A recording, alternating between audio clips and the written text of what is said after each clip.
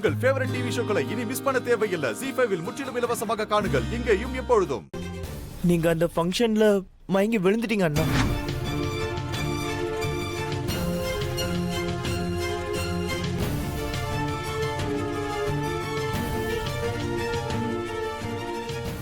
சக்தி என்னை காப்பாத்தினால.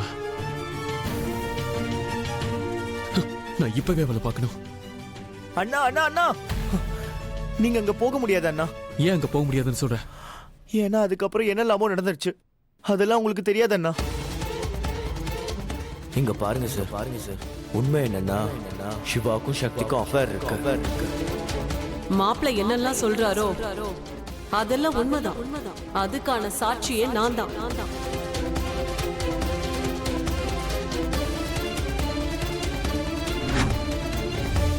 சக்தி மேல இவ்வளவு பெரிய பழியா? நான் அவளுக்கு ப்ராமிஸ் பண்ணிருக்கேன், நான் எப்பவும் அவளை ப்ரொடெக்ட் பண்ணுவேன், அவ கூடவே இருப்பேன்னு சொல்லிருக்கேன், நம்ம ஒன்னாவே இருக்கலாம்னு சொல்லிருக்கேன். நான் அவ பின்னாடியே சுத்தி நான் அவளை என் ஃப்ரெண்ட் ஆக்கியிருக்கேன். ஆனா இதெல்லாம் நடக்கிற நேரம் வந்தப்ப நான் மயக்கமாயிட்டேன். நந்து, நான் மட்டும் அவ கிட்ட போகலனா எல்லாருக்கும் நட்பு மேல இருக்கிற நம்பிக்கையே போயிடும். நான் இப்ப அவளை பார்க்கத்தான் போறேன். அண்ணா இருங்கண்ணா, ப்ளீஸ் புரிஞ்சுக்கோங்க ப்ளீஸ். இப்ப நீங்க ரெண்டு பேரும் வெறும் ஃப்ரெண்ட்ஸ் தான்னு யாருமே நினைக்கல அண்ணா. நம்ம காலையில எந்திரிச்சு எல்லாருமே சேர்ந்து நம்ம ஏதாவது ஒன்று டிஸ்கஸ் பண்ணி இதுக்கு என்ன சொல்யூஷன்ங்கிறத கண்டுபிடிக்கலாம் அண்ணா. ப்ளீஸ் அமைதியா இருங்க, இப்ப எதுவும் பண்ண வேண்டாம் ப்ளீஸ். சரி, நீ போ.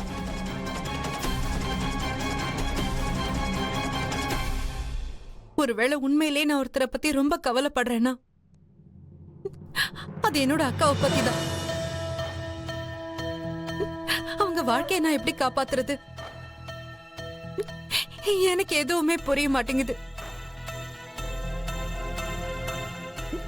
நான் என்னோட கடமையை செய்ய தயாரா இருக்கேன். நீங்க உங்க கடமையை செய்யுங்க, எனக்கு ஒரு வழி காட்டுங்க. ஓம் நம சிவாய. அந்த கரண்ட் ஷாக்கால இப்போ நான் ரொம்ப தெளிவாகிட்டேன். எனக்கு புரியல. அது என்னன்னா, அது ஆக்சிடென்ட் இல்ல, கடவுளுடைய பிளான் தான். அப்பா சித்தப்பா ரெண்டு பேருமே நம்ம கிட்ட போய் சொல்லியிருக்காங்க. அவங்களுக்கு ரஞ்சனை தெரியும். இது எப்படி உங்களுக்கு தெரியும்? எனக்கும் ரஞ்சனை தெரியும். என்ன? ஆமா சக்தி, சினிமால நடக்கும்ல, ஹீரோ தலையில கட்டையால அடிப்பாங்க, அதுக்கப்புறம் அவனுக்கு எல்லாமே ஞாபகத்துக்கு வந்துடும். கிட்டத்தட்ட எனக்கும் அந்த மாதிரி தான் நடந்திருக்குன்னு வச்சுக்கோ. எனக்கு ஷாக் அடிச்ச உடனே எல்லாமே ஞாபகம் வந்துருச்சு. எனக்கு நல்ல ஞாபகம் இருக்கு, நான் ரஞ்சனை பார்த்திருக்கேன், நான் அவனை அடிச்சிருக்கேன். அவன் எங்க ஃபார்மால தான் வேலை பார்த்திருக்கான்.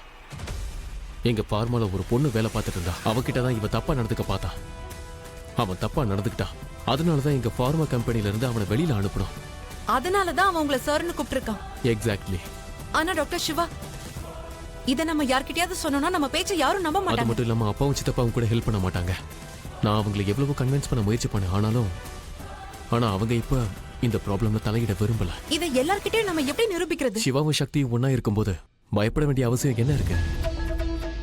எங்க கம்பெனியோட ஆபீஸ்ல எம்ப்ளாயிஸோட ஃபைல்ஸ்ல அதுல அவங்களோட ரெக்கார்ட்ஸ் எல்லாமே இருக்கும். நாம அந்த ரெக்கார்ட்ஸை எடுத்து பார்த்தாகணும். அதோட ரஞ்சன் எந்த பொண்ணு கிட்ட தப்பா நடந்துக்க பார்த்தானோ அந்த ரெக்கார்ட்ஸும் அந்த பொண்ணோட ரெக்கார்ட்ஸும் இருக்கும். நாம அந்த பொண்ணை தேடி கண்டுபிடிச்சாகணும். அதுக்கப்புறம் அந்த பொண்ணு இந்த ரஞ்சனுடைய முகத்தறிக்கை கேள்விப்பா. நீங்க என்ன செய்ய போறீங்க? நாளைக்கு நான் வரேன், சரியான நேரம் பார்த்து உன்னை தூக்கிட்டு போயிடுவேன். ரெடியா? அக்கா சொல்லுங்க. இந்த கல்யாணம் மட்டும் நிக்கலன்னு வச்சுக்கோங்க, நான் என்னோட உயிரைய விட்டுருவேன்.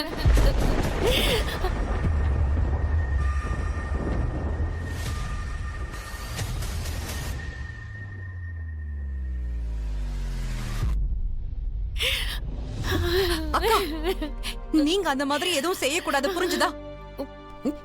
என்ன ஆனாலும் சரி, நீங்க இந்த மாதிரி கோழ மாதிரி பேசக்கூடாது. எனக்கும் சரி, சித்தப்பாவுக்கும் சரி, சித்திக்கும் சரி, தர்மா அண்ணாக்கும் சரி, உங்க சந்தோஷத்தை விட முக்கியமான விஷயம் வேற எதுவுமே இல்ல. ஆனா ஆனா என்ன ஆனா? இந்த கல்யாணம் நடக்காதுக்கா. சக்தி சக்தி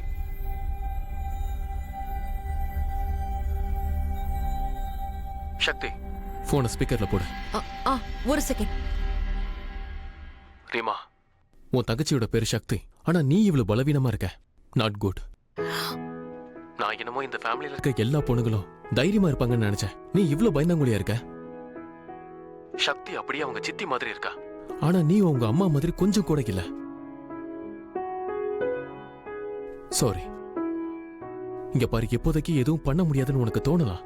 எந்த நம்பிக்கையும் இல்லாத மாதிரி இருக்கலாம். ஆனா நான் உன்கிட்ட சத்தியம் பண்றேன், நான் இந்த கல்யாணத்தை நடத்த விட மாட்டேன்.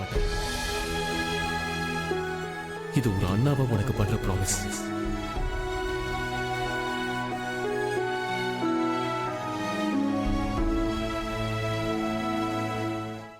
பொதுவா உறவுகளை சேர்க்கிறது கடவுள் தான். ஆனா இந்த உறவை பிரிக்கிற வேலையை கடவுள் எனக்கு அவுட் சோர்ஸ் கொடுத்திருக்கான்னு நினைச்சுக்கோ.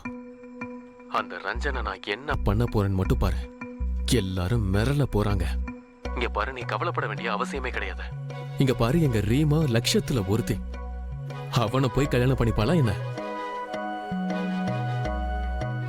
கரெக்டு தானே? சரி ரீமா, நீயே சொல்லு. அந்த ரஞ்சனை ஒரு வழி பண்றதுக்கு நீ எங்க கூட இருப்பல்ல? எனக்கு எதுவுமே கேட்கலையே. அப்படி சொல்லு. இப்பதான் நீ வில்லி பொண்ணு மாதிரியே இருக்க. அதாவது உங்க அம்மா மாதிரி இருக்க. நீ இப்போ ஒரு வேலை பண்ண. உன் ரூமுக்கு போய் நிம்மதியா தூங்கு. நானும் சக்தியும் எல்லாத்தையும் பாத்துக்கிறோம். சக்தி, ஸ்பீக்கர் ஆஃப் பண்ணிடு. சக்தி, உங்க அக்கா இப்போ ரொம்ப பிரேவா ஃபீல் பண்றா. ஆனா உண்மையிலேயே எமோஷனலி மென்டலி ரொம்ப வீக்கா இருக்கா. அதனால எது செய்யறதா இருந்தாலும் இப்பவே செஞ்சாகணும். நீ உடனே என் கூட வந்தாகணும். அதுவும் உன் அக்காக்காக. எந்த ரீசனும் சொல்லாத. நீ வந்துதான் ஆகணும். இங்க பாரு, நீ உன் சித்தப்பாக்கு செஞ்சு கொடுத்த சத்தியம் அது ஒரு பக்கம் இருக்கட்டும். ஆனா உன் அக்காவுக்கும் ஒரு சத்தியம் பண்ணிருக்க. உன் சித்தப்பாவோட சத்தியத்தை மீறதுக்கு ஒரு காரணம் இருக்கு. ஆனா உங்க அக்காவுக்கு நீ பண்ணி கொடுத்த சத்தியம், அதை மீறதுக்கு உனக்கு எந்த வாய்ப்பும் இல்லை. அதனால நீ வந்துதான் ஆகணும் சக்தி. சக்தி, இன்னும் ஒரு அடி நீ வெளியே எடுத்து வச்சாலும் நீ என்னோட பணத்தை தான் பாப்ப. நீ வருவல்ல?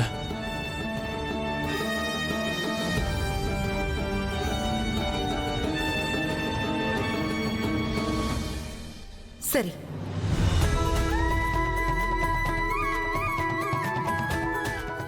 ஜீ5 ஆப்பை டவுன்லோட் செய்து அனைத்து எபிசோடுகளையும் இலவசமாக பாருங்க.